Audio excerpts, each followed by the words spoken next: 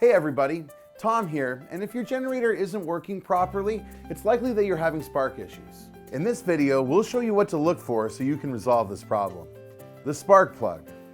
If your generator's spark plug is worn, dirty, or damaged, it won't be able to provide a proper spark and ignite the fuel-air mixture. Inspect it for carbon buildup, cracks in the porcelain, or any other visible damage, and replace it if necessary. You can use a spark plug tester if you want to make sure it's in proper working order. If you don't see a spark, it's defective. The ignition coil. This sends the voltage to the spark plug when the engine is running and should be tested after you've checked out the spark plug. If the plug was tested fine, chances are your ignition coil might be defective and will need to be replaced. Thanks for watching. If you need help with these repairs, visit us on YouTube for videos that'll walk you through the process step by step. And don't forget to subscribe for more videos to help you finish the job.